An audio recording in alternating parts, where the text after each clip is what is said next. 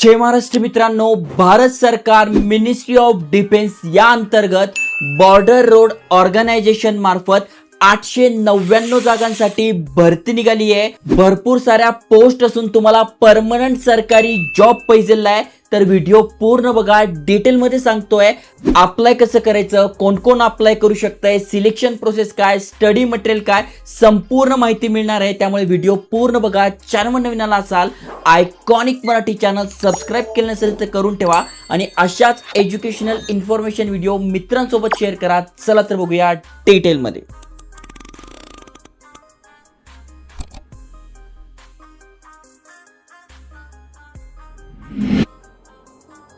तर मित्रांनो, तुम्ही स्क्रीनवर बघू शकताय रक्षा मंत्रालय म्हणजे मिनिस्ट्री ऑफ डिफेन्स या अंतर्गत बॉर्डर रोड ऑर्गनायझेशन येतं, यांच्या मार्फत भरती निघाली आहे। तुम्ही ते बघू शकता। यांच्या करिअर पेजवर आपण गेल्यानंतर भरपूर साऱ्या इथे वॅकन्सीज निघाल्या आहेत, त्याची माहिती दिलेली आहे। म्हणजे लेटेस्ट PDF आहे, तुम्ही ते वाचू शकताय। Border road organisation general reserve engineer force यासाठी अप्लाय करणं सुरू झालं आणि भरपूर साऱ्या पोस्ट आहे।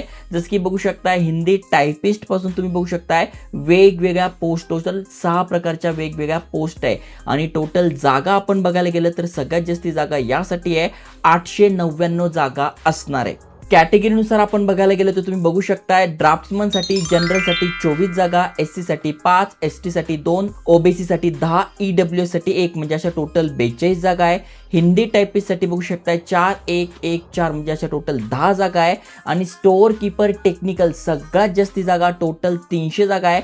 कॅटेगरीनुसार सुद्धा तुम्ही बघू शकताय। त्याच्यानंतर ऑपरेटर कम्युनिकेशन साठी 261 जागा आहे, कॅटेगरीनुसार सुद्धा बघू शकताय।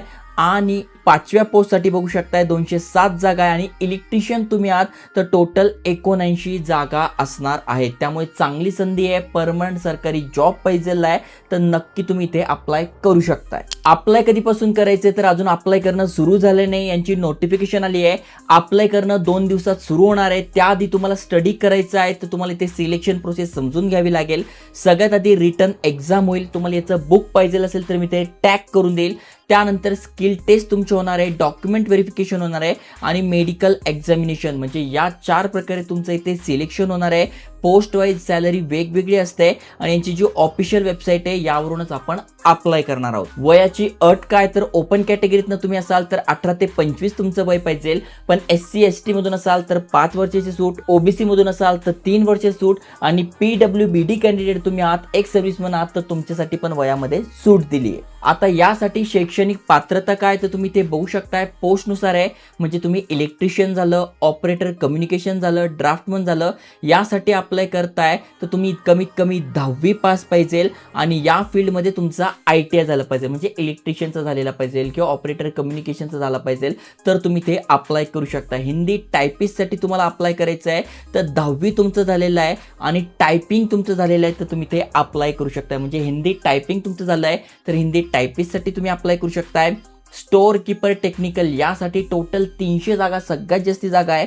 इथे तुम्हाला अप्लाय करायचं तर तुमचं 12वी झालेलं पाहिजे, कुठल्याही शाखेतनं तुम्ही ते अप्लाय करू शकताय। आणि शेवटच्या पोस्टसाठी तुम्हाला अप्लाय करायचं तर 10वी तुमचं झालेलं आहे आणि ड्रायव्हिंग लायसन्स तुमच्याकडे तुम्ही अप्लाय करू शकताय। म्हणजे बघा पात्रता अगदी सोपी आहे। जर तुम्हाला टेक्निकल पोस्टसाठी अप्लाय करायचं तर त्या ट्रेडमधला ITI पाहिजे, टायपिंगसाठी अप्लाय करायचं तर टायपिंग झालेलं पाहिजे आणि यासाठी फक्त 12वी आणि यासाठी 10वी प्लस ड्रायव्हिंग लायसन्स हे जर तुमच्याकडे असेल तुम्ही अप्लाय करू शकताय, काहीही अवघड नाहीये। यासाठी फी किती आहे तर तुम्ही ते बघू शकताय, फक्त 50 रुपये फी आहे जनरल, OBC आणि EWS साठी।